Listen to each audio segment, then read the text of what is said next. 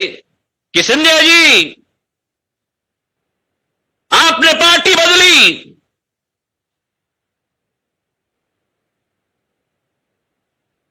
और इसलिए आज आपातकाल की बात कर रहे हैं, क्योंकि कई चील भी बैठे हुए हैं साइड साइड में नोचने के लिए।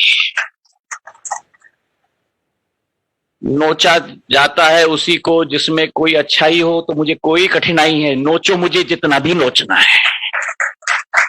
लेकिन कल भी मैंने कहा था और आज भी कहता हूं, टाइगर जिंदा है।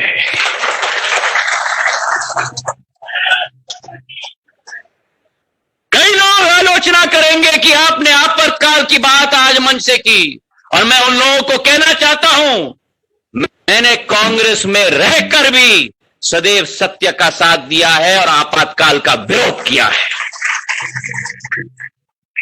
वो सही है, वो सही है, और जो गलत है वो गलत है।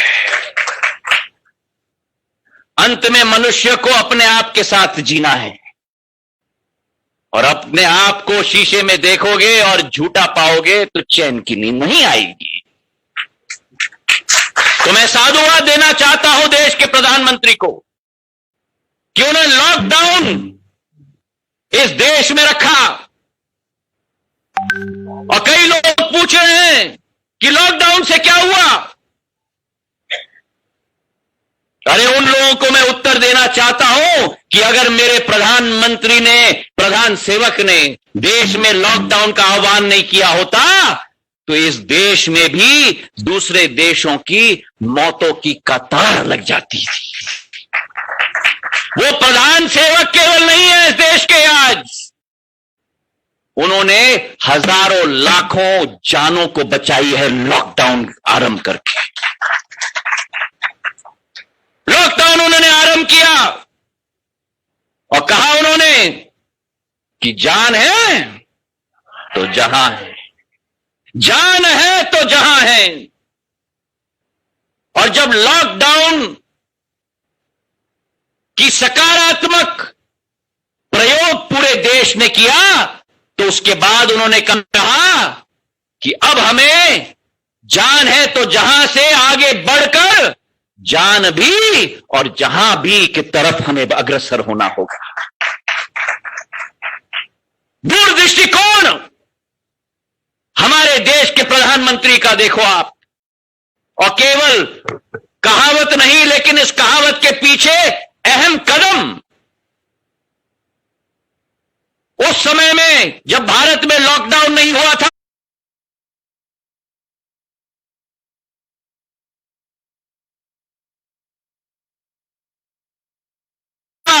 एक पीपीई किट नहीं बनती थी, एक कोरोना का अस्पताल नहीं था। और आज मैं आपसे निवेदन कर रहा हूं, सावधानी बरत के रखिएगा। मैं एक एक व्यक्ति से निवेदन करता हूं कि मास्क पहनिएगा। मैं एक एक व्यक्ति से निवेदन करता हूं कि सैनिटाइजर का इस्तेमाल करिएगा, हाथ धोइएगा। और आज जो भूपेंद्र सिंह जी को मैं देख रहा हूं इस मंच से, केवल एक व्यक्ति है इस पूरे सभागार में जिसमें इन्होंने हाथ में जुराब भी पहनकर आज आए हैं इस सभा में। सावधानी बरतना केवल अपने आप के लिए नहीं, लेकिन सावधानी अपने परिवार के लिए, सावधानी अपने क्षेत्र की जनता के लिए हमें बरतना ही होगा। और मैं आपसे भी निवेदन कर रहा हूं क्योंकि मैं भुगता हूं, 30 दिन लगे हैं मुझे, और ये एक ऐसी बीमारी है जो मैं अपने कभी दुश्मन को भी न हो ये कामना करता हूं। तो सावधानी बरतो। अगर अभी तक बचे रहे हो तो अगले 2-3 महीने भी बचे रहना, क्योंकि अभी यह बीमारी समाप्त नहीं हुई है।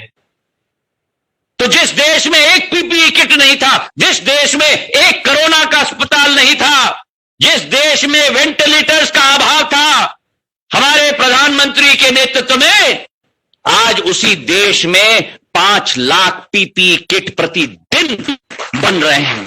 हमारे प्रधानमंत्री के नेतृत्व में 1000 कोरोना के प्रति समर्पित अस्पताल स्थापित हो गए हैं। अमित शाह जी ने दिल्ली में 10,000 बिस्तर का छतरपुर में राधा स्वामी सत्संग ब्यास का अस्पताल का समीक्षा अरविंद केजरीवाल के साथ मिलकर किया। कोरोना के समय में कोई पार्टी दल बदल राजनीति नहीं होती, सारे दल एक मंच पे प्रधानमंत्री के नेतृत्व में आश्वासन और आस्था रखते हुए, चाहे चीन की बात हो चाहे कोरोना की बात हो, क्योंकि ये दलों का मुद्दा नहीं है, ये राजनीति का मुद्दा नहीं है, ये देश की जनता का मुद्दा है, आपका और हमारा जीवन मरण का मुद्दा है। तो उन मुद्दों में देश को एक साथ होना होगा। जब बांग्लादेश के साथ लड़ाई हुई थी तो मेरे परिवार के सदस्य आदरणीय वाजपेयी जी ने इंदिरा जी की भी प्रशंसा की थी। दलगत राजनीति से कई मुद्दों पर ऊपर उठकर हमें काम करना होता है। पहले देश और सदैव हमारा भारत, हमारी भारत माता को हमें सामने रखकर अपने जीवन का ज्ञापन करना होगा मेरे भाइयों और बहनों। इसे अखंड रखने का सौगंध आपको और हमें सदैव लेना होगा। चाहे चीन के साथ मुकाबला की बात हो, कोशिश उन्होंने की, पर मोदी जी की जो एक संवेदनशीलता और साहस, एक ही सिक्के के जो दो पहलू हैं आदरणीय प्रधानमंत्री जी के, वो चीन के राजनीतिज्ञ भी पहचान नहीं पाते हैं। और चीन को ठोस जवाब हमारे जवानों ने और हमारे प्रधानमंत्री ने देके कहा है। और आज भी इस दिन पर प्रधानमंत्री कार्यालय में नहीं बैठे हुए हैं। हेलो,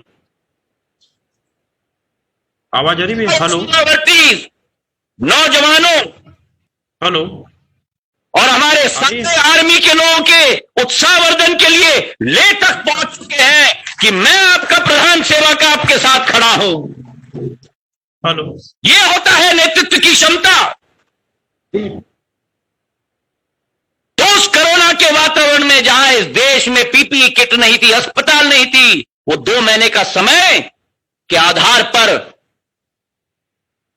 इस महामारी का मुकाबला करने के लिए हम पूर्ण रूप से तैयार हो चुके।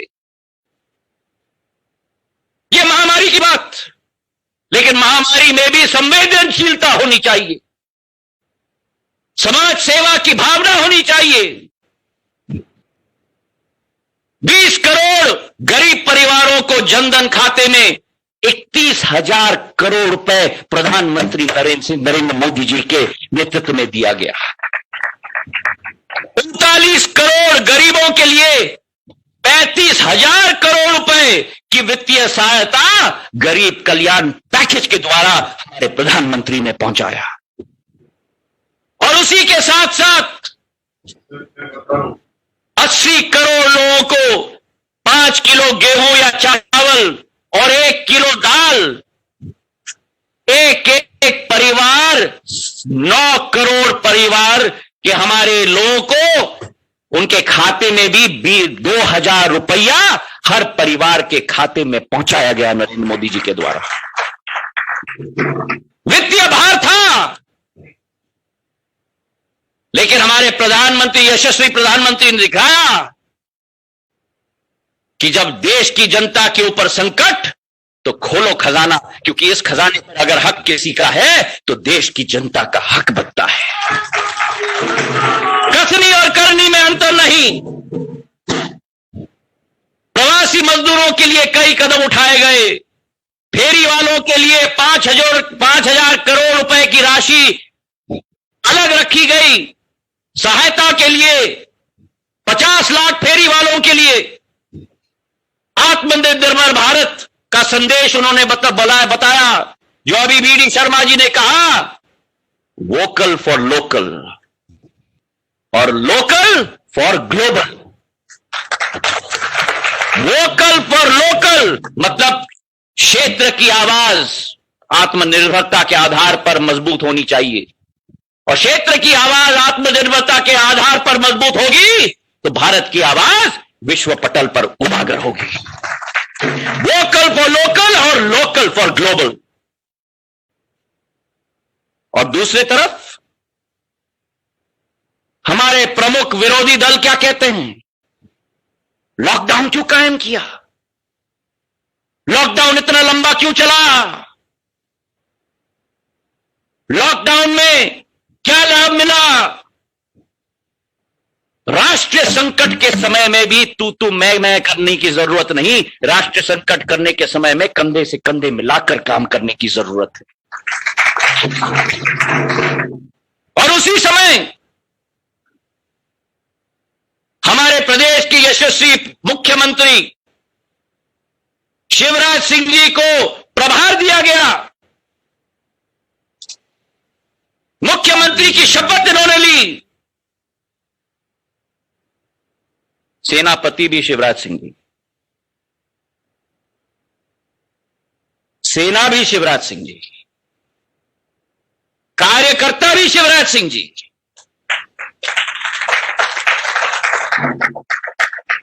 सड़क से वल्लभ भवन तक शिवराज सिंह जी।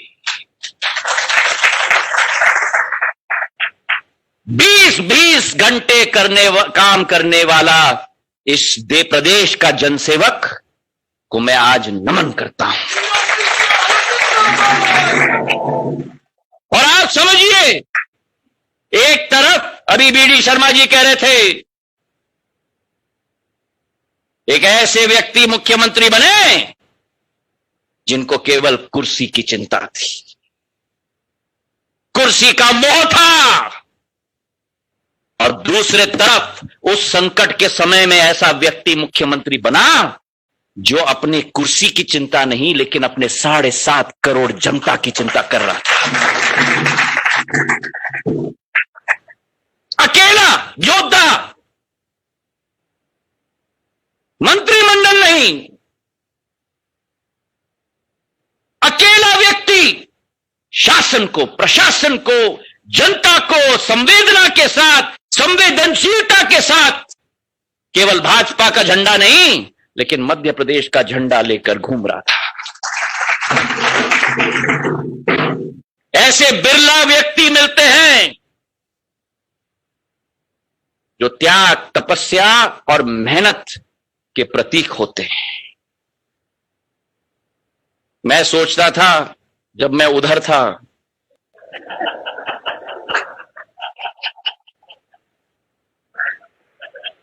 कि पसीने का सामना, मेहनत का सामना, दौरा करने की क्षमता मुझ में है, लेकिन शिवराज सिंह जी को देखकर तो मैं,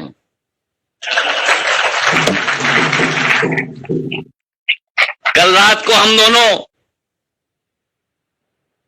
1:45 बजे हमारी बैठक समाप्त हुई रात को, और मैं आपको आश्वासन से कह सकता हूं कि अगर मैं इनसे निवेदन करता कि 3 घंटे और बैठक चलनी है, अपने आस्तीन ऊपर कहते चलो तैयार हूं मैं।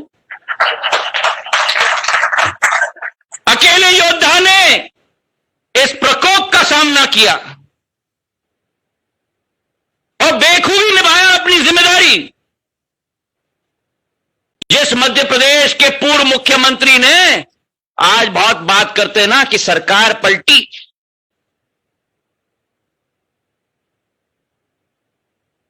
अरे भाई, जब आपकी सरकार थी कोरोना के सामना करने के लिए आपने क्या किया?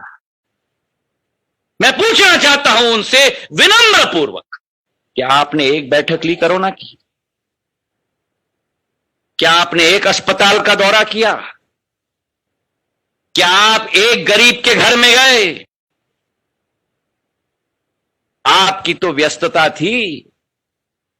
10 मार्च से जब मेरे पूज्य पिताजी के जन्मदिन पर, 75 वर्ष के जन्मदिन पर मैंने वो निर्णय लिया, आपकी तो व्यस्तता थी कि कागज लेकर लोगों को तोहफा देने की, अपॉइंटमेंट ऑर्डर पास करने की। सही है कि नहीं शिवराज सिंह जी, बताइए आप? कितने लोगों की नियुक्ति हुई हो ना आखिरी 14 दिन में? परेशान हो गए। हाँ।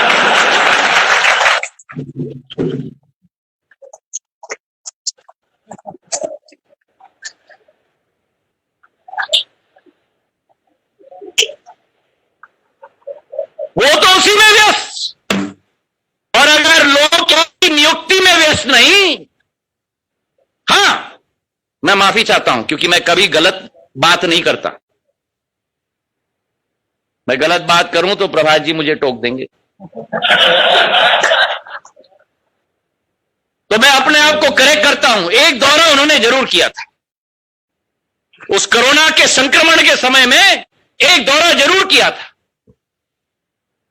इंदौर गए थे आईफा अवार्ड के कार्यक्रम में। सही है कि नहीं प्रभात जी, बताइए। और इंदौर में भी मंच पर जनसेवक नहीं बैठे थे,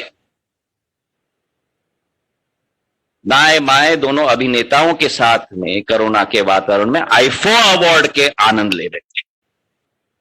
और जब लोग जाते थे पूछने के लिए कि राशि दिलवाइए कोरोना के लिए, तब कहा जाता था कि पैसा नहीं। लेकिन आईफा अवार्ड के लिए 200 करोड़ 700 करोड़ की राशि आ गई। ये इनकी दरियादिली है, ये इनकी संवेदनशीलता थी। शिवराज सिंह जी ने कमान संभाला, जिस प्रदेश में एक मीटिंग कोरोना की नहीं रखी गई थी, उस प्रदेश में जहां एक टेस्ट नहीं होता था कोरोना का, अभी सुनाएंगे ये, जिस प्रदेश में एक किट नहीं था टेस्ट करने के लिए, उस प्रदेश में शून्य से आज 7,000 प्रतिदिन टेस्ट होते हैं। जिस प्रदेश में एक मास्क नहीं मिलता था,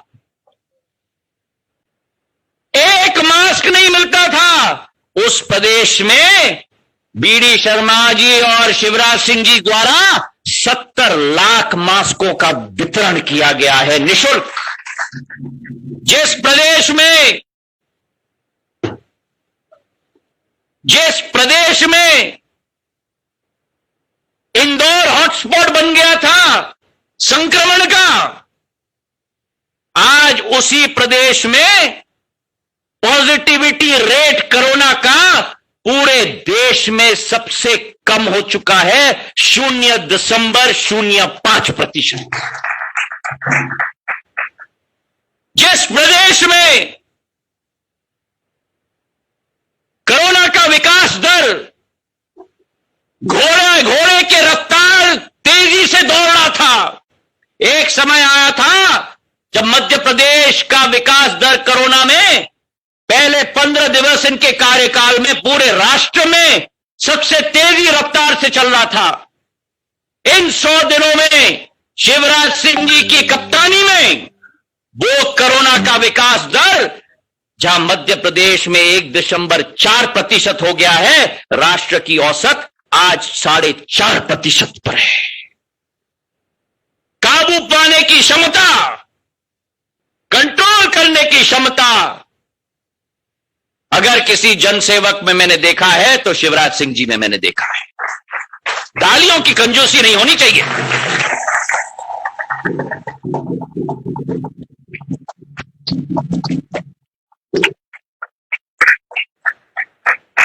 समय का अभाव है, कई कदम उठाए गए हैं शिवराज सिंह जी के द्वारा, वो विस्तृत तरीके से हमको सबको समझाएंगे। चाहे कृषि के क्षेत्र में हो, जहां मेरे निवेदन पे कमल पटेल जी ने और शिवराज सिंह जी ने समय की अवधि बढ़ा दी, गेहूं और चना खरीदने के लिए, जिसके आधार पर एक एक किसान के खाते में 10,000 रुपए से 5 लाख रुपया ज्यादा उसके खाते में मिल पाया। किसानों की तरफ से आपको बहुत बहुत धन्यवाद शिवराज सिंह जी। जहां एक एक गरीब के खाते में पैसा पहुंचाया गया, 14 लाख हमारे प्रवासी श्रमिकों को वापस लाने के लिए 15,000 बसों को इन्होंने चलवाया ताकि ये घर वापस सुरक्षित पहुंच पाए। मनरेगा में 25 लाख लोगों को रोजगार दिया गया। एक एक कदम 15 लाख किसानों के खाते में फसल बीमा का 3,000 करोड़ जो पूर्व सरकार ने अपने आप पेट में डाल दिया था, शिवराज सिंह जी ने एक एक किसान के खाते में पहुंचाया। तो आज शिवराज सिंह जी के बारे में एक ही बात मैं कहना चाहता हूं और अपने वाणी को विराम देना चाहता हूं कि 100 दिन का आपका कार्यकाल सूर्य की रोशनी की तरह मध्य प्रदेश में छाया है और मुझे विश्वास है कि एक एक भाजपा के कार्यकर्ता के साथ नहीं केवल, लेकिन प्रदेश की जनता के साथ, जिस जनता का विश्वास आप में है, हम सब आपके सानिध्य में और आपके दिशा निर्देश में कार्य करके मध्य प्रदेश के झंडे को बुलंद करने की पूरी कोशिश करेंगे। एक आखिरी लाइन शिवराज सिंह जी को मैं पेश करता हूं।